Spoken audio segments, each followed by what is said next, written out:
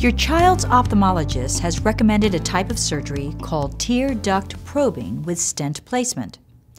This procedure is used to open up a blocked tear duct near the eye. Doing this should allow tears to drain from the eye again.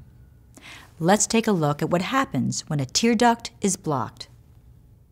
Tears protect the eyes and keep them moist and healthy. Tears come from the conjunctiva, which is the clear tissue over the white of the eye, and from the lacrimal glands.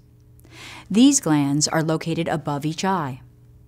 The tears flow across the surface of your eye and drain through tiny holes called puncta. Puncta are in the corners of your upper and lower eyelids near the nose. The tears then travel through tiny passages in the eyelids. They eventually go into the nasolacrimal duct before emptying into your nose. This is why your nose runs when you cry. When the tear drainage system is either partly or completely blocked, tears cannot drain normally. The eye becomes watery and irritated. It can also be constantly infected.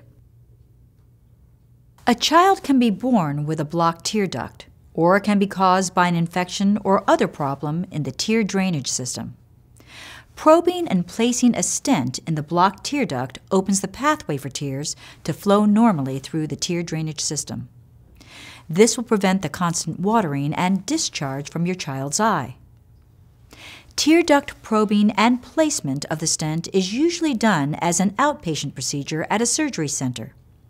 Your child will have general anesthesia, so he or she is in a deep sleep for several minutes.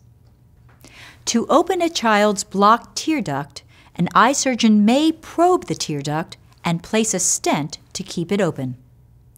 The surgeon will dilate or widen the puncta with an instrument.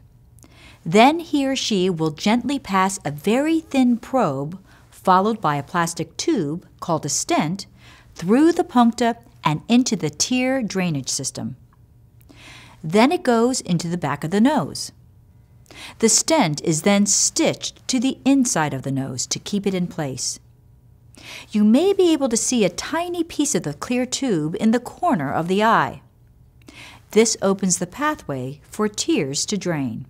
This tube stent will remain in place anywhere from 2 to 9 months, or as determined by the surgeon. When it is time to remove the stent, the ophthalmologist usually does it in his or her office. As with any surgery, there are possible risks with tear duct probing and stenting. Tear duct probing and stenting risks can include sore eyes, red eyes, eye infection, tear duct not opening, bleeding, and problems from anesthesia. An alternative to tear duct stenting may include simply probing without the stent to open the duct. Another option may be surgery that creates a new pathway for tears to drain. Your child's ophthalmologist can explain why he or she chose probing with stenting to treat the blocked tear duct. Your child does not have to have the blocked tear duct treated. However, if it is left untreated, there is a risk of your child having more eye infections and ongoing watery eyes. If you have any questions or concerns about tear duct probing with stenting, ask your child's ophthalmologist. He or she will be happy to help you understand the risks and benefits of this procedure. Also, if you have any questions or concerns about your child's eyes or vision in general, don't hesitate to bring them up. Your ophthalmologist is committed to protecting your child's sight.